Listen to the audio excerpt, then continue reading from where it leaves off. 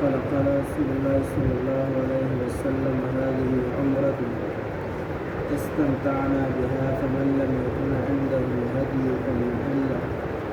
فالحل كله فإن العمرة قد دخلت في الحج إلى يوم القيامة أو كما قال عليه الصلاة والسلام.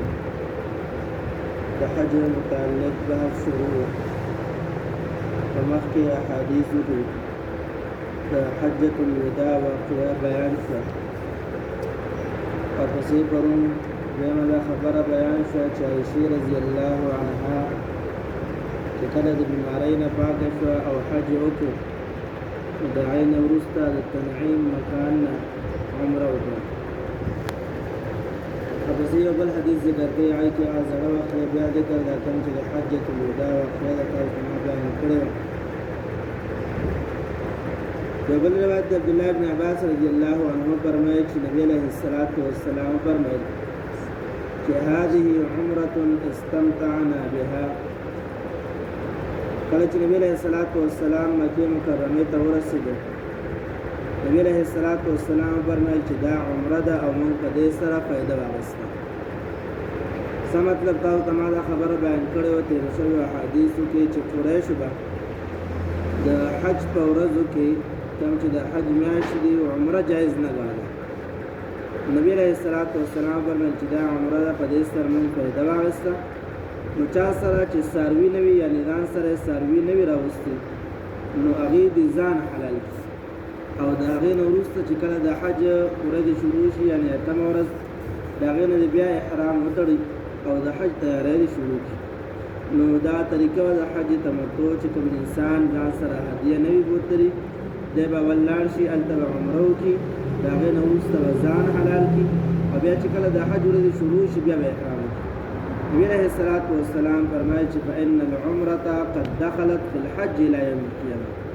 د کافرانو چې کومه طریقه وه په هغې باندې نبی علیه الصلاة والسلام رد وکړ چې عمره د حج په میاشتو کې داخله شوه د قیامت ته ورځې پورې.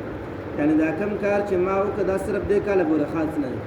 بعضې کارونه داسې چې هغې نه ذهن ته دا راځي چې دا د نبي علیه الصلاة والسلام خصوصیت دی. نبي علیه الصلاة والسلام وفرمیل چې دا عام حکم دی هر کال چې د قیامته پورې تاسو حج لرا دی نو په د حج په میاشتو کې عمره هم جایز ده او د هغې نه وروسته چې کله د حج ورځې شروع شي بیا حج کوئ.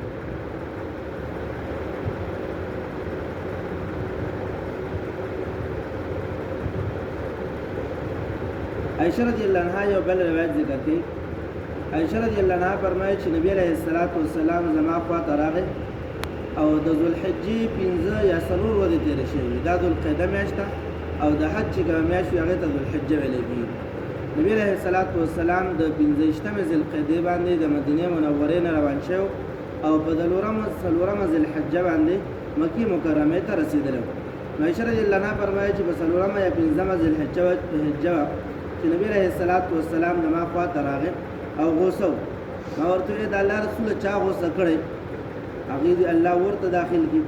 نبي علیه الصلاة والسلام راته وفرمیل چې تا ته پته نشته چې ما خلکو ته د یوې خبرې حکم وکړ او هغې خلکو په هغې کې شک وکړ. کومې خبرې حکم هغه د خبرې حکم چې نبي علیه الصلاة والسلام هغې ته وفرمیل چې تاسو عمره وکړئ ځان حلال کړي. نو صحابه چونکې هغې د قریشو هغه طریقه باندې عادت و نو هغې ذهن ته دا راغله چې دا خو عجیبه خبره ده. موږ به د حدیث کې بل حدیث کې صفا الفاظ دي چې ان نفزع الى نسائنا فنأتي عرفه تقتل مذاکیرنا المنیه. چې نبی علیه الصلاة والسلام کله دې ته حکم وکړ چې تاسو ځان حلال کړئ نو دا 15 ورځې پاتې وې عرفې ورځې ته. نو دوی ویل چې عجیبه خبره دا ده چې موږ ته حکم کېږي چې موږ خپلو ښځو خواته لاړ شو او بیا موږ عرفې ته لاړ شو په داسې حالت کې چې د موږ د شرمګاهونو نه مني تویېږي. دا هغې ته عجیبه ښکاري. نبي علیه الصلاة والسلام په دې باندې غوسه شي. نبی علیه الصلاة والسلام فرمیل که چېرته ما ته پته وه هغه چې وروسته به کېږي نو ما به ځان سره څاروي نه وراوستي. لکه تاسو ته ما به ویلي وو چې کوم سړی ځان سره څاروي بوځي حج دپاره نو هغه چې عمره وکړي هغه به ځان نه حلالوي تر دې چې د حج افعال وکړي. نبی علیه الصلاة والسلام ځان سره څاروي بوتلي وو څه نبی علیه الصلاة والسلام بوتلي وو او څه علي رضی الله عنه راوستي وو نو تقریبا ټول 100 نو نبی علیه الصلاۃ والسلام فرمایل که چېرته ما ته پته وه نو ما به ځان سره څاروي نه راوستي دا به ما دلته اغوستي بیا به ما ځان حلال کړی لکه څنګه چې دوی ځان حلال کړی لیکن ما سره څاروي ځان نه حلالو نو دوی د ما خبر نه مني نو په دې باندې نبی علیه الصلاۃ والسلام غوسه شو دغه خبره ورته عایشه رضی الله عنها وکړه. بهرحال نو دا د نبی علیه الصلاۃ والسلام هغه واقعه وه چې کوم حجة الوداع کې د نبی علیه الصلاۃ والسلام سره متعلق راغلی وه. نو یو د هغه د حج ټوله واقعه بیان کړه، دویم دا چې په هغې کې څه واقعات چې صحابه څه منلي وي څه نه و منلي د هغې کومه طریقه وه هغې بیان کړه.